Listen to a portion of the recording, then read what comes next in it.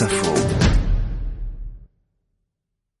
Et c'est Michel Foucault qui, à partir de 1976, publie en 3 tomes son Histoire de la sexualité. Vincent Cespedes, bonjour. Bonjour. Vous êtes philosophe, auteur notamment de L'homme expliqué aux femmes, qui a été réédité en poche dans la collection J'ai lu.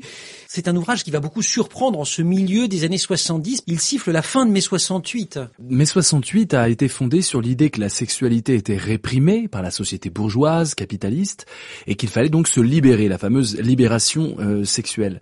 Foucault, effectivement, il va montrer qu'en fait, le discours de la sexualité, c'est un discours qui est totalement artificiel. Cette répression, pourtant, elle existait dans les siècles passés. Ah oui, il montre qu'il y a une vraie répression. Il fait d'ailleurs l'histoire de la répression, des pratiques qui sont jugées anormales, qui sont jugées déviantes, l'homosexualité, la frivolité, etc. Mais ce sont des pratiques, ce sont pas des sexualités. Et à partir du 19e siècle, on a affaire à une condamnation des sexualités anormales et non pas des pratiques. Et ça change tout, puisque... C'est quoi la différence? C'est que ça me définit en tant qu'être, c'est-à-dire je ne suis plus un homme, une femme qui par ailleurs a des pratiques X ou Y, je suis hétérosexuel ou homosexuel. Ça me définit et donc du coup il y aura un contrôle médical, des techniques de réadaptation, une thérapeutique.